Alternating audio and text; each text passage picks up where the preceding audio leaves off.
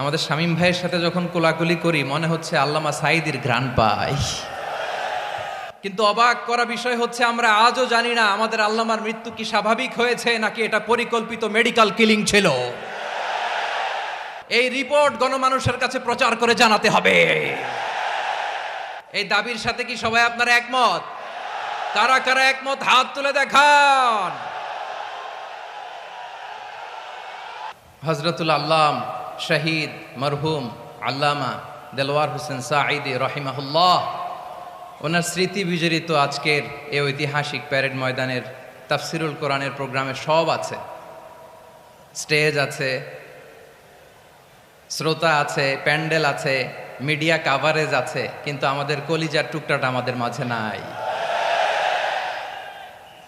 আজকের এই প্রোগ্রামে আলোচক হয়ে এই চেয়ারে আমি না বসে ওই শ্রোতাদের কাতারে বসে যদি আমাদের আল্লামার নুরানি চেহারার দিকে তাকিয়ে ওয়াজ শুনতে পারতাম, আমাদের হৃদয়টা ঠান্ডা হয়ে যেত,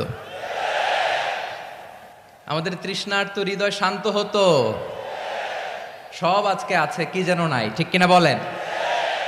আল্লাহ তাআলা প্রতি 100 বছরে একজন মুজাদ্দিদ পাঠায়, প্রতি 100 বছরে একজন মুজাদ্দিদ, যিনি সমাজকে সংস্কার করেন।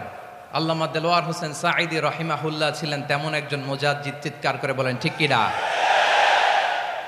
উনি শিরক বিদআতের আস্তানাকে তছনছ করে দিয়েছেন, তাওহীদের বাণীকে সমুন্নত করেছেন, গণমানুষের কাছে তাফসিরুল কোরআনকে জনপ্রিয় করেছেন।